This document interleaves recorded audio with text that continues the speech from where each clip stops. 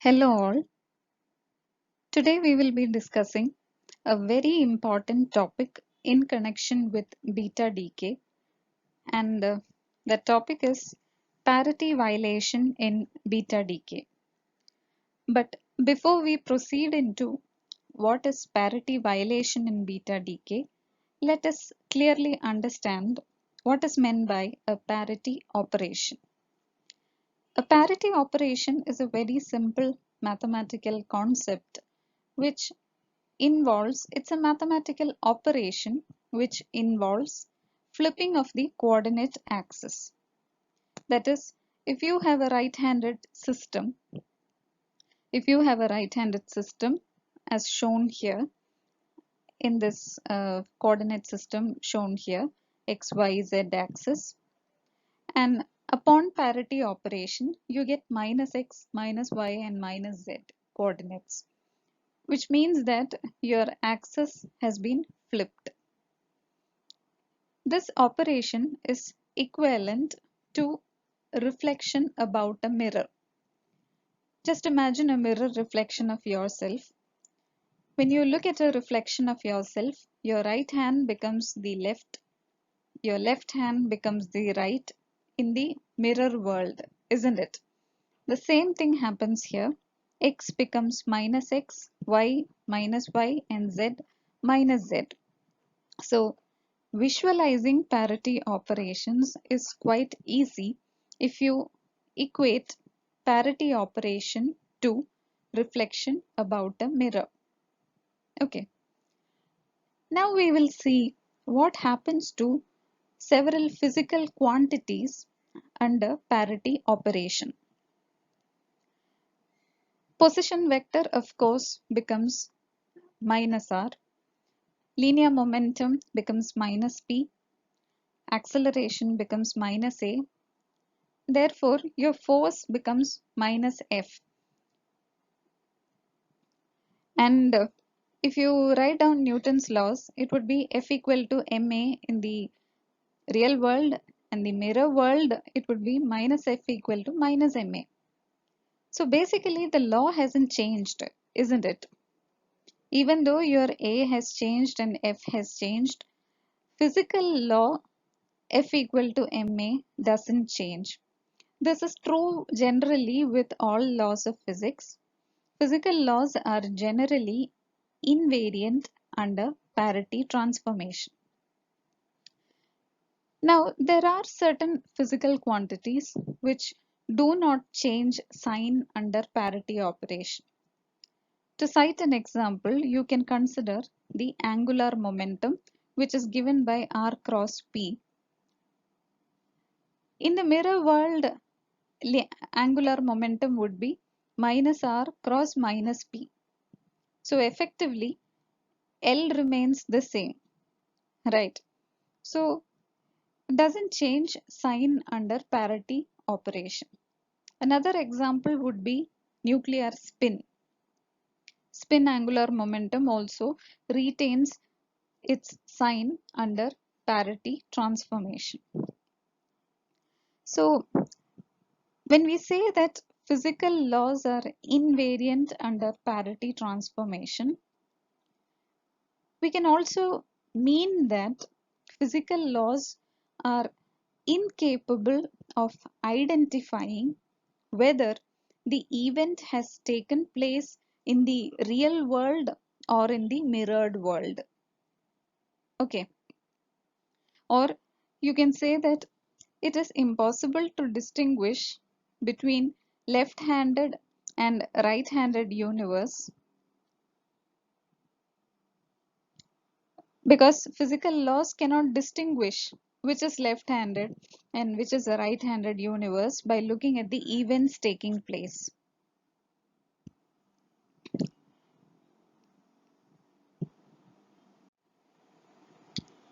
So we can say that our universe is parity symmetric because left and right cannot be distinguished, and also events happening in the real world are equally likely as events happening in the mirror world. both events are equally likely. Since there is no distinction between left and right, the likelihood of both events should also be the same. We know that there are four types of interactions: strong interaction, gravitational interaction, electromagnetic, and weak interaction. Of these, in the first three types of interactions, we have seen that parity symmetry holds, whereas it was experimentally proved that parity symmetry is violated in the case of weak interaction, and the experiment was demonstrated in the case of beta decay. Now, before going into the details of the very famous Wu experiment, which demonstrates the violation of parity in beta decay, let us see what is handedness of particles. I mean, what is a left-handed particle? What is a right-handed particle? We'll see that. Specifically speaking, we'll see it in the case of antineutrinos and neutrinos. Okay, now you consider this diagram that I have plotted here. You can see that there is a block arrow, and that block arrow represents the direction of nuclear spin, whereas the smaller arrow represents the direction of linear momentum. If the direction of nuclear spin and direction of linear momentum are the same, we call the particle as right-handed particle. And if these spins happen, if the nuclear spin and direction of momentum happen to be in the opposite direction, then the particle is left-handed. And the peculiarity with neutrinos is that not a single neutrino has been observed which is right-handed, and not a single antineutrino observed has been left-handed. So always in our universe, neutrinos are left-handed and antineutrinos are right-handed. This is a peculiar case of neutrinos and antineutrinos, because with all other particles you can have both left-handed particle and right-handed particle. Say for electrons you can have left-handed and right-handed. For photons also you can have left-handed and right-handed. Left-handed just means left circularly polarized, and right-handed would mean right circularly polarized. So specifically speaking, only for neutrinos and antineutrinos we have observed like this, that neutrinos are always left-handed and antineutrinos are always right-handed. Okay, now just imagine the parity operation upon both these cases. So for a right-handed particle, upon parity operation, if we remember what we told just before, linear momentum changes direction. Linear momentum becomes opposite in direction, whereas nuclear spin is invariant under parity operation. So, for a right-handed particle, upon parity operation, this would be the case. And we see that a right-handed particle becomes left-handed. What did we say about a left-handed particle? The nuclear spin and linear momentum pointing in the opposite direction, that would be a left-handed particle. Okay. Similarly, a left-handed particle upon parity operation would be a right-handed particle.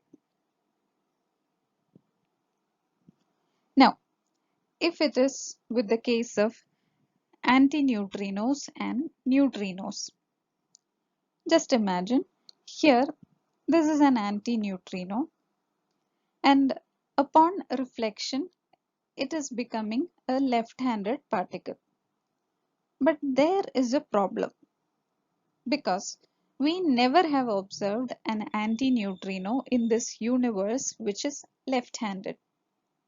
Similarly, we never have observed in this universe a neutrino which is right-handed. So the scenario on the left is totally not possible.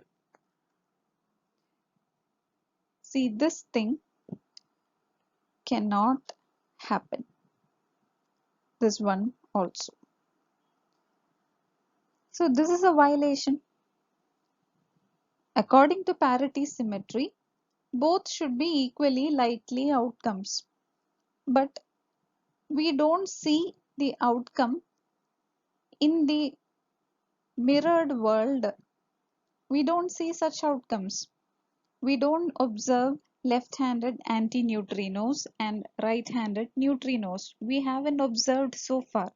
So that is an outright violation of parity symmetry. Let's discuss Wu's experiment, which experimentally demonstrated the violation of parity in beta decay. In the experiment, 60 cobalt nuclei were taken, which decays via beta decay into excited state nickel 60, and in addition an electron as well as antineutrino are produced in the process.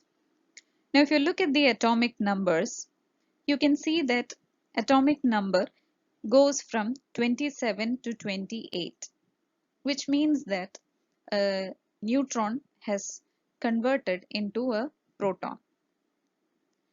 And what is the internal composition of a neutron? A neutron is up, down, down, and a proton is up, up, down. So at the microscopic level, what happens is a down quark gets converted into an up quark. This is a very good example of a weak interaction. Now, if we consider normal temperatures, at normal temperatures, the spins of cobalt nuclei are randomly oriented and electrons would be produced in random directions. In the experiment, a strong magnetic field was applied to align the spins of cobalt nuclei to a preferred direction. Let's consider it the positive Z direction.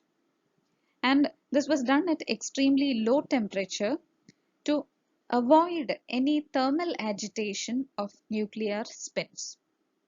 So it was ensured that all cobalt nuclear spins were oriented along positive Z direction. Okay, now from experiments, it was observed that the spins of cobalt and nickel were respectively 5 and 4. Okay, so spins of cobalt and nickel were respectively 5 and 4.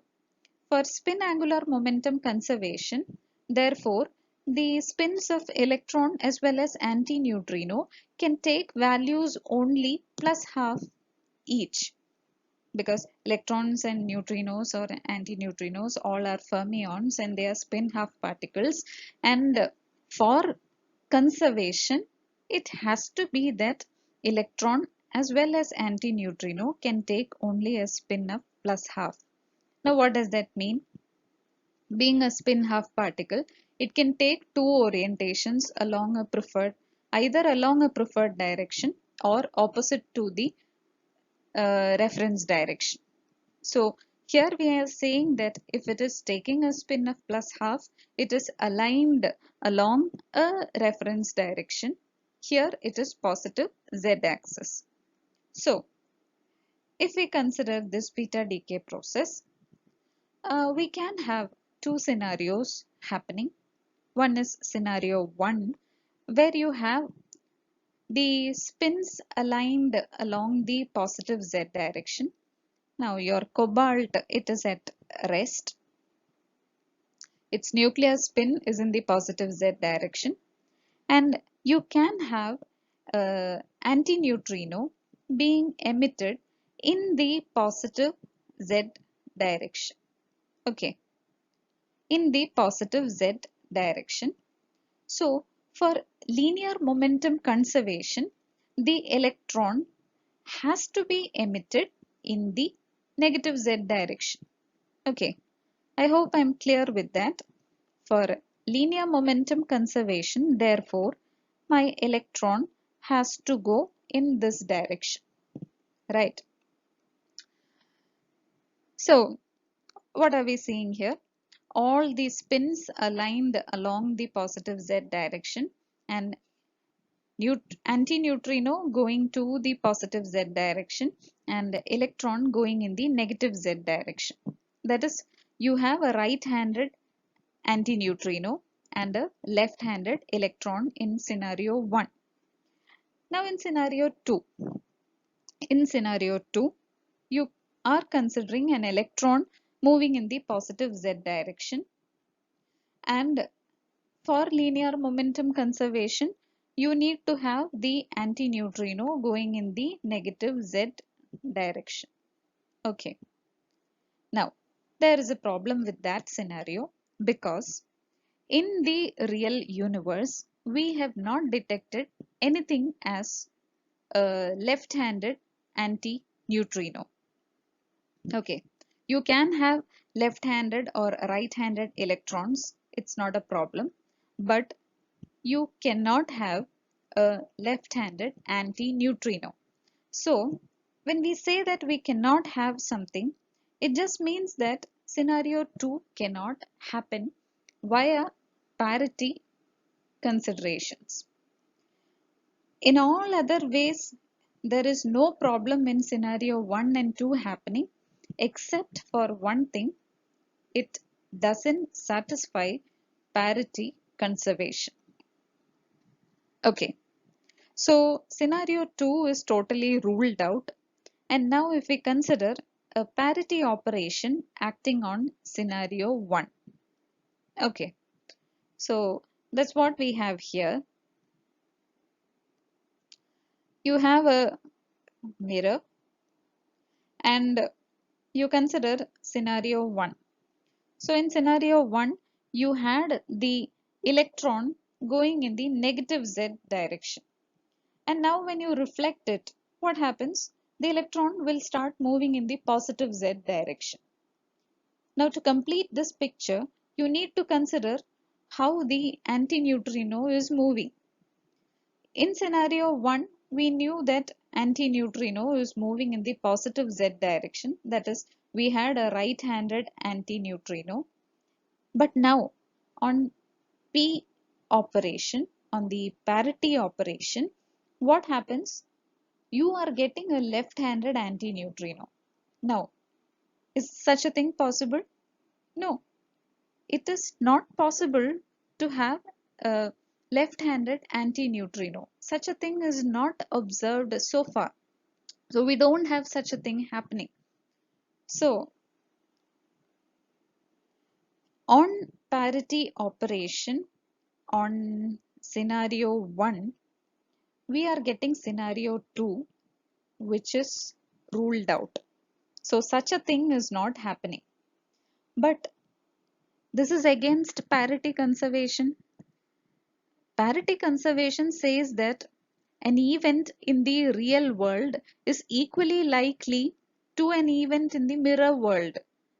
So now we are saying the thing in the mirror world cannot happen. Such a thing is not happening. So this is a direct observation of violation of parity.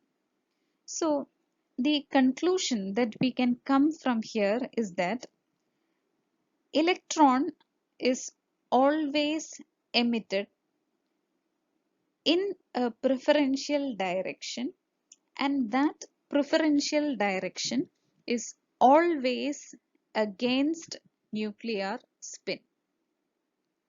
Okay, you can't have an electron in beta decay moving in the direction of nuclear spin. You can't have such a thing. You can only have, you can't have this thing. Here the electron is moving in the direction of nuclear spin. Such a thing cannot happen, and only this thing, only scenario 1, this is possible. So electron should always be emitted opposite to the direction of nuclear spin. So this experiment proves that parity conservation is not satisfied in the case of weak interaction by specifically taking the case of beta decay.